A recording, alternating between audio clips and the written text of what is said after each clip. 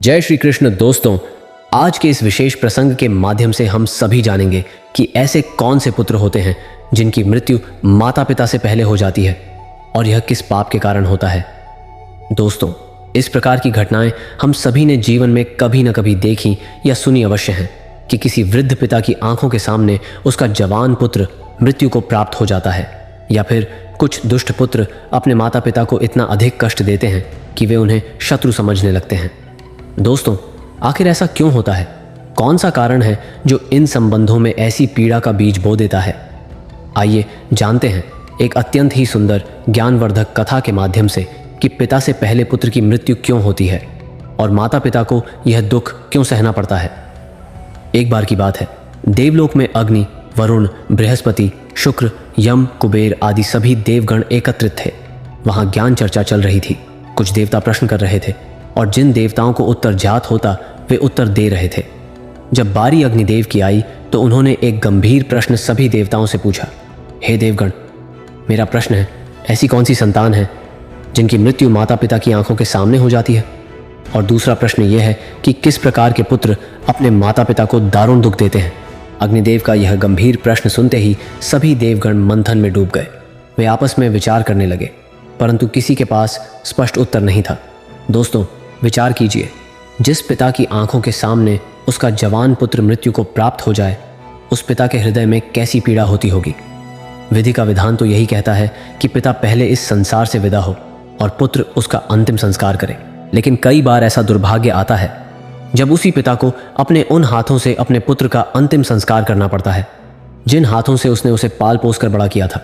ऐसी अवस्था में पिता जीते जी मृत्यु समान कष्ट भोगता है। इसी प्रकार कई बार कुछ पुत्र इतने निष्ठुर और कृतज्ञ होते हैं कि अपने माता पिता को अपमानित करते हैं, मारते पीटते हैं, उनका ध्यान नहीं रखते और उन्हें एकाकीपन की यातना में छोड़ देते हैं। इसी गूढ़ विषय पर देवलोक में जब चर्चा चल रही थी, उसी समय देवर्षि नारद जी वहां पधारे।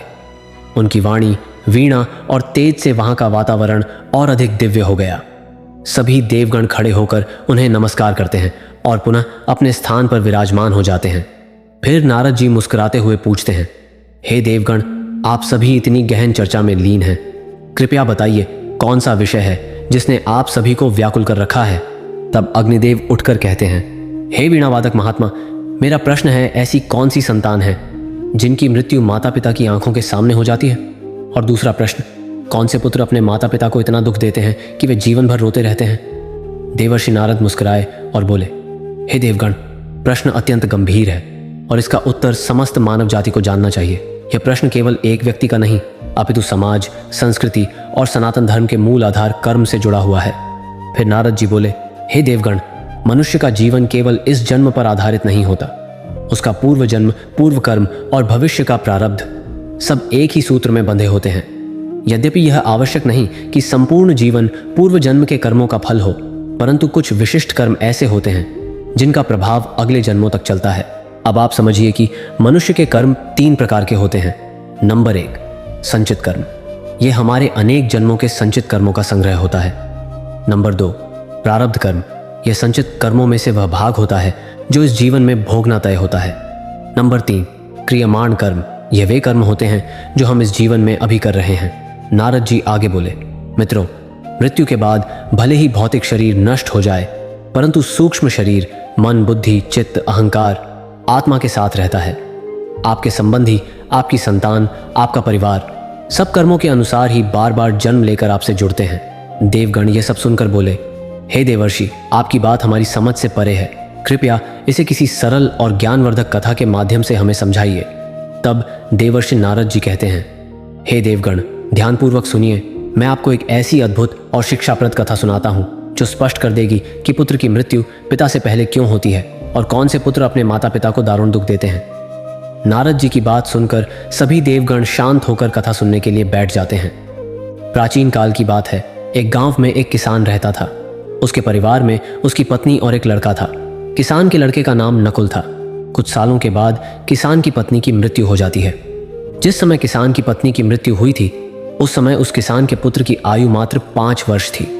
कुछ समय बाद किसान ने दूसरा विवाह कर लिया और उसकी दूसरी पत्नी से एक पुत्र पैदा होता है। संयोगवश कुछ समय बाद किसान की दूसरी पत्नी की भी मृत्यु हो जाती है। अपनी पत्नी की मृत्यु से वह किसान बहुत दुखी हो जाता है। फिर वह अपनी पत्नी का पूरे विधि विधान से अंतिम संस्कार करता है। उसके बाद वह घर आ जाता है और अपने दोनों बेटों के साथ अपना जीवन व्यतीत करने लगता है। धीरे धीरे समय बीतता गया और किसान का जो बड़ा बेटा था, जो पहली वाली पत्नी से पैदा हुआ था, वह विवाह के योग्य हो जाता है। तो किसान अपने बेटे के लिए एक अच्छी सी कन्या देखकर उसके साथ अपने बड़े बेटे की बड़ी धूमधाम से शादी कर देता है। फिर एक दिन अचानक से किसान बीमार पड़ जाता है। किसान के बेटे ने अपने पिता का बहुत इलाज कराया, लेकिन बीमारी गंभीर होने के कारण उसकी हालत बहुत खराब हो जाती है और एक दिन किसान की मृत्यु हो जाती है। दोस्तों, किसान का जो छोटा बेटा था, जो उसकी दूसरी पत्नी से पैदा हुआ था, वह अपने सौतेले भाई के साथ रहने लगता है। बड़ा भाई अपने छोटे भाई को बड़े प्रेम से रखता था। धीरे धीरे समय बीतता गया। फिर एक दिन अचानक से किसान का छोटा लड़का बीमार हो जाता है। जब उसकी हालत ज़्यादा खराब होने लगी तो किसान के बड़े बेटे नकुल ने नगर के वैद्य से उसका इलाज करवाया, परंतु उसे कोई राहत नहीं मिली। आगे देवर्षि नारद जी कहते हैं, हे देवतागण, आगे की कहानी ध्यानपूर्वक सुनना, क्योंकि अब आपको पता चलेगा कि किन कर्मों के कारण पिता से पहले पुत्र की मृत्यु हो जाती है। हे देवतागण, बड़े भाई नकुल ने अपने छोटे भाई का कई वैद्य से उपचार कराया, लेकिन उसकी हालत में कोई सुधार नहीं हुआ। इधर छोटे भाई की दिन प्रतिदिन तबीयत बिगड़ती जा रही थी। उसके इलाज में घर का काफ़ी धन भी खर्च हो चुका था। इलाज कराते कराते बड़ा भाई अब थक चुका था। एक दिन बड़े भाई ने अपनी पत्नी से सलाह की, यदि मेरा छोटा भाई, जो सौतेली माँ से उत्पन्न है, अगर यह मर जाए तो हमें इसके इलाज के लिए पैसा खर्च नहीं करना पड़ेगा और जायदाद में भी आधा हिस्सा हमें नहीं देना पड़ेगा। इसके हिस्से की सारी ज़मीन जायदाद फिर हमारी हो जाएगी। दोस्तों, उस दुष्ट भाई को अपने भाई की जान से ज़्यादा प्यारी अपनी धन दौलत और भाई की धन दौलत लग रही थी। तभी तो कहते हैं, जिस मनुष्य के पास जितना अधिक धन होता है, वह उतना ही अधिक उस धन के पीछे पागल हो जाता है। किसान के बेटे का यह सुझाव उसकी पत्नी को भी बहुत अच्छा लगा और उसने अपने पति से कहा, पिया जी, हम इसे मार भी तो नहीं सकते। यदि इसे मार दिया तो लोग समझेंगे कि हमने लालचवश इसे मार डाला है। क्यों ना हम यह काम किसी वैद्य को धन का लालच देकर करवाएं। उससे कहो कि वह दवाई के बदले मेरे सौतेले भाई को जहर देकर मार दे। इससे किसी को पता भी नहीं चलेगा और कोई रिश्तेदार हम पर शक भी नहीं करेंगे। सब लोग कहेंगे कि यह बीमार था, इसलिए बीमारी के कारण इसकी मृत्यु हो गई। बड़े भाई नकुल ने पत्नी की बात मान ली और मन में विचार करने लगा कि यदि किसी वैद्य से बात की जाए तो हमारा काम बन जाएगा। फिर क्या था, बड़े भाई ने ऐसा ही किया। वह एक वैद्य के पास जाता है और उसे धन का लालच देता है। वह वैद्य पैसों का बड़ा लालची था। जब बड़े भाई ने उस वैद्य से बात की और उसे बताया कि मुझे मेरे छोटे भाई को जहर देकर मरवाना है, वैद्य पहले तो हिचकिचाया, लेकिन जब किसान के बड़े बेटे ने वैद्य को इस काम को करने के बदले 500 स्वर्ण मुद्राएं देने की बात की तो वह वैद्य यह काम करने के लिए तुरंत राजी हो गया। दोस्तों, अगले दिन वह वैद्य उसके छोटे भाई का इलाज करने के बहाने से आता है और उसे जहर देकर चला जाता है। जहर के प्रभाव से तत्काल उसकी मृत्यु हो जाती है। अपने छोटे भाई की मृत्यु पर वे दोनों पति पत्नी बहुत खुशी मनाते हैं और सोचने लगते हैं, अब तो रास्ते का कांटा निकल गया। इसके हिस्से की सारी जमीन जायदाद पर अब हमारा अधिकार हो गया है। अब मुझे जायदाद का हिस्सा किसी को नहीं देना पड़ेगा। वे दोनों बहुत प्रसन्न होते हैं। दोस्तों, यह बात सदैव स्मरण रखना, जो खुशी दूसरे के दुख की बुनियाद पर होती है, जो धन दूसरों की हिंसा करके कमाया जाता है, वह धन कभी आपको सुख नहीं दे सकता। और जो लोग दुख देकर सुख पाने की कामना करने वाले होते हैं, उनके यहाँ एक दिन महाभयानक दुख आता है और वे जीवन भर अपने किए पर पछताते हैं। आगे की कथा सुनाते हुए देवर्षि नारद जी कहते हैं, हे देवतागण, इस प्रकार से बड़े भाई ने अपने छोटे भाई को मार डाला और उसकी सारी धन संपत्ति पर अपना अधिकार जमा लिया। किसी गांव वाले को भी इस बात का संदेह नहीं हुआ। गांव वाले तो यह सोच रहे थे कि यह कितना अच्छा भाई है, अपने सौतेले भाई का कितना उपचार कराया, कितनी देखभाल की, कितनी सेवा की, पर बेचारा उसे बचा नहीं सका। क्या करता, रोग ही ऐसा असाध्य था, बेचारे की मृत्यु हो गई। दुनिया वालों को क्या पता था कि वह मरा नहीं बल्कि उसे मारा गया है। बड़ा भाई सबकी नज़रों में अच्छा बनने के लिए पूरे विधि विधान से अपने सौतेले भाई का अंतिम संस्कार कर देता है।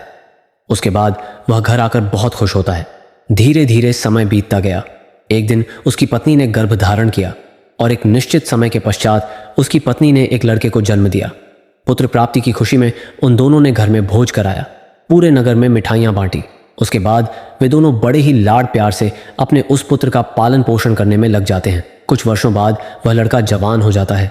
उसके बाद किसान के बड़े बेटे ने उसके लिए एक सुंदर सी कन्या देखकर उसके साथ अपने बेटे का विवाह कर दिया। बेटे की शादी में खूब धन खर्च किया। बेटे की बहू जब घर में आ जाती है तो वह लड़का कुछ दिनों के बाद अचानक से बीमार रहने लगता है। माँ बाप ने उसके इलाज के लिए बहुत से वैद्य को घर बुलाकर उसका इलाज कराने लगे। जिसने जितना पैसा मांगा उसको उतना पैसा दिया गया। वह इलाज के बदले जो भी धन मांगता वह किसान का बेटा उसे सब कुछ देता था ताकि उसका लड़का ठीक हो जाए। अपने लड़के के इलाज में उसने अपनी आधी संपत्ति बेच डाली। परंतु कहते हैं ना, जिस पर जिसका जितना कर्ज होता है उसे अवश्य चुकाना पड़ता है, चाहे कोई कैसे भी चुकाए। उस लड़के की दिन प्रतिदिन तबीयत खराब होती चली जा रही थी। लड़का बीमारी के कारण मरने की हालत पर आ गया था। उसका शरीर बहुत ज़्यादा कमज़ोर हो गया था। उसे देखने के लिए गांव वाले उस किसान के बेटे के घर आए हुए थे। किसान का बेटा उन सबसे दुखी होकर अपने पुत्र की तरफ देखते हुए कहने लगा, पता नहीं भगवान मुझे किस पाप की सज़ा दे रहा है। दोस्तों, तभी उस किसान का पुत्र अचानक से बोल उठा। लड़के ने अपने पिता से बोला, भाई अपना हिसाब पूरा हो गया है, बस अब अंतिम संस्कार में लगने वाले सामान का बाकी है, आप उसकी तैयारी कर लो। यह सुनकर के उसके पिता ने सोचा कि लगता है बीमारी के कारण लड़के का दिमाग भी ठीक से काम नहीं कर रहा है। देखो ना, मैं इसका बाप हूं और यह मुझे भाई कहकर बुला रहा है। तब लड़का कहता है, नहीं भाई, आप मेरे बाप तो इस जन्म में हैं, मैं तुम्हारा पिछले जन्म का भाई हूं।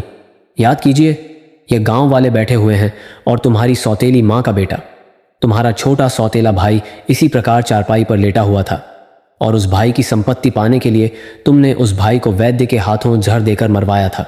देखो, आज वही संपत्ति मेरे इलाज में लग चुकी है। आपके ऊपर मेरा जो धन था वह मैं धीरे धीरे अपने इलाज में लगवा चुका हूं। यह सुनते ही उसका पिता एकदम से फूट फूट कर रोने लगता है और कहता है, मेरे तो कुल का नाश हो गया है।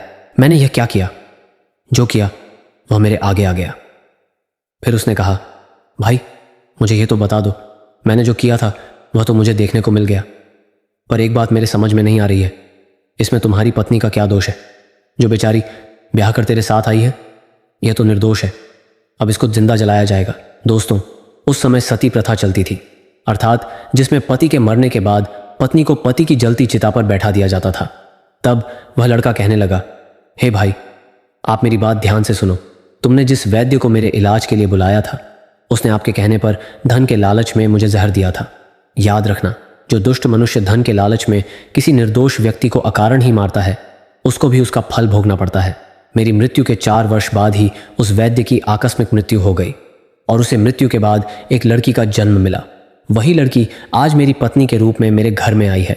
मेरे मरने पर उसे भी मेरे साथ जिंदा जलाया जाएगा। इसको भी इसके कर्म का फल अवश्य भोगना पड़ेगा।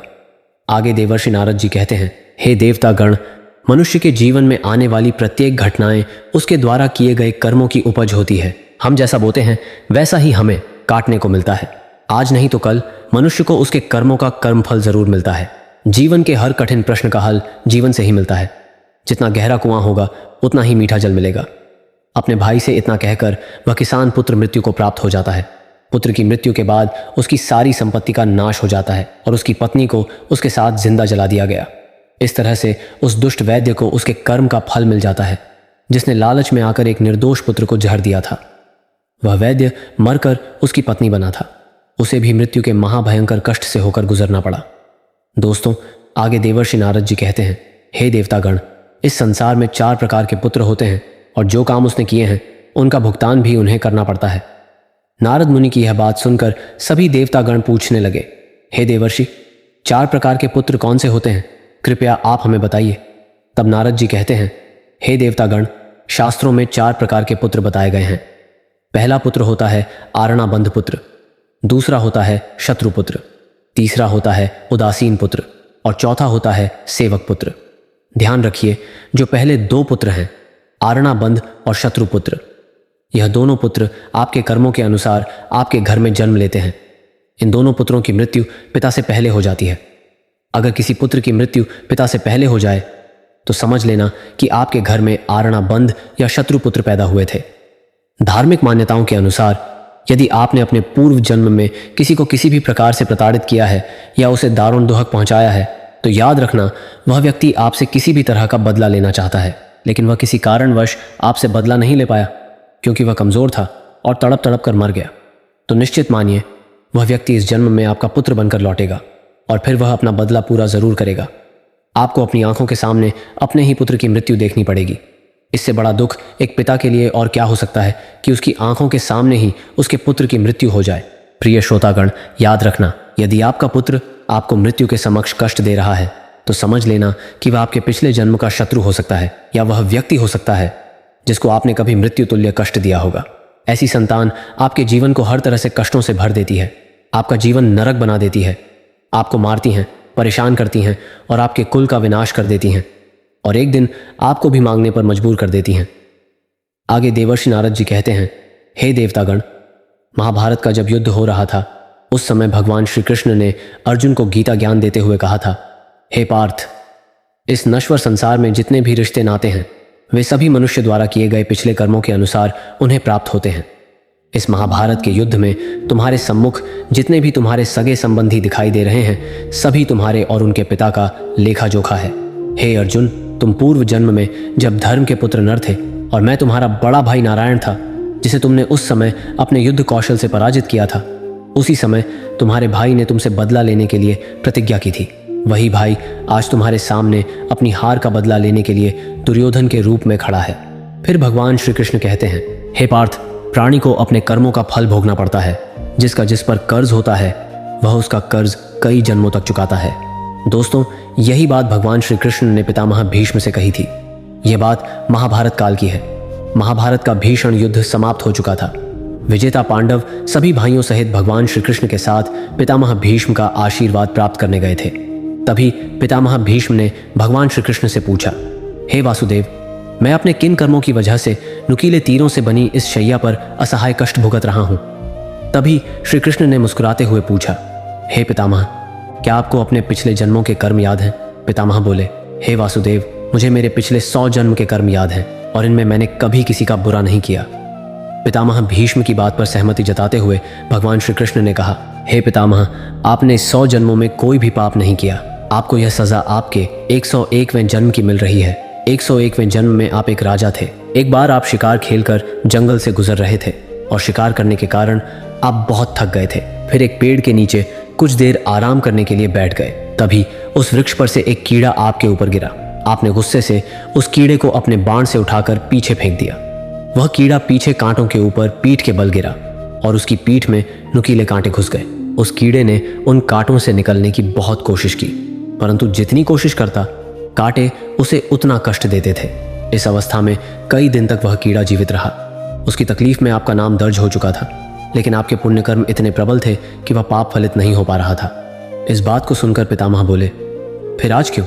पितामह के इस सवाल पर श्री कृष्ण ने उन्हें बताया, दुर्योधन की सभा में जब द्रौपदी का चीर हरण हो रहा था तब उसे बचाने में आप समर्थ थे। इसके बावजूद भी आपने दुर्योधन को रोकने की कोई कोशिश नहीं की।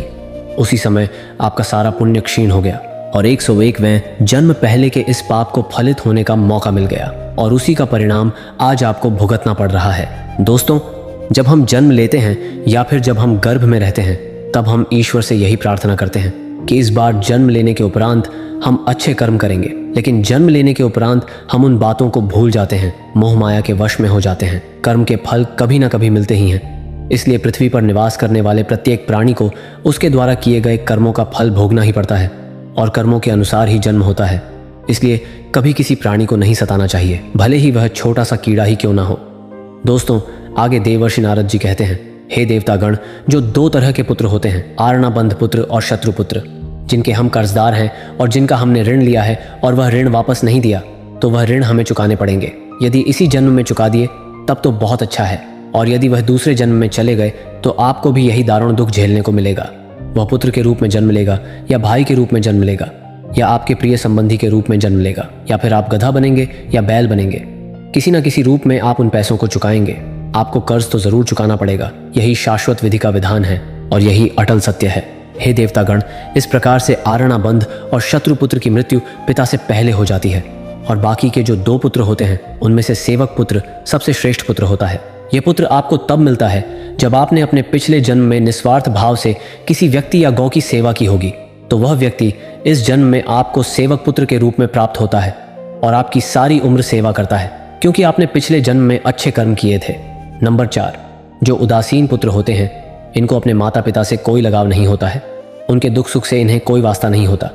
ये पुत्र विवाह होते ही माता पिता का त्याग कर देते हैं। यदि किसी पिता को अपनी आंखों के सामने अपने पुत्र की मृत्यु नहीं देखनी तो उसे सदैव ये बात ध्यान रखनी होगी कि उसे कभी किसी का अहित नहीं करना और ना ही किसी से किसी प्रकार का कर्ज लेना चाहिए। अगर ले तो उसका कर्ज उसे वापस कर देना चाहिए। दूसरी बात, किसी को इतना परेशान नहीं करना चाहिए कि वह तुमसे प्रताड़ित होने लगे और आप उसे कमज़ोर समझकर उस पर तरह तरह से यातनाएं करने लगे। याद रखना, वह व्यक्ति भी मौका मिलते ही आपसे अपना बदला चुकाने ज़रूर आएगा। दोस्तों, अब तो आप समझ ही गए होंगे कि कौन से पुत्रों की मृत्यु पिता से पहले हो जाती है और कौन से पुत्र माँ बाप को कष्ट देने के लिए आते हैं। इसलिए मनुष्य को सदैव सत्कर्म करने चाहिए, जिससे कि वह अपने पुण्य कर्मों को प्रबल रख सके। यदि कोई व्यक्ति मुसीबत में है और उसे आपकी ज़रूरत है तो आपको निसंकोच होकर निस्वार्थ भाव से उसकी सहायता करनी चाहिए। ऐसा करने से आप अपने पुण्य कर्म की संख्या बढ़ा रहे हैं, जिसका फल स्वयं आपको भगवान देते हैं। दोस्तों, इस प्रकार से आज का यह ज्ञानवर्धक प्रसंग समाप्त हुआ। प्रेम से बोलिए जय श्री हरि विष्णु। दोस्तों, वीडियो का उद्देश्य मात्र आपको बेहतर सलाह देना है। उम्मीद है वीडियो पसंद आई होगी। हमें कमेंट करके अवश्य बताएं और वीडियो को लाइक ज़रूर करें। दोस्तों, प्रेम से एक बार कमेंट में जय श्री कृष्ण, जय श्री हरि विष्णु लिखना ना भूलें। दोस्तों, अगर आप ऐसी ही आध्यात्मिक जानकारी चाहते हैं तो हमारे चैनल को सब्सक्राइब कर लें। धन्यवाद।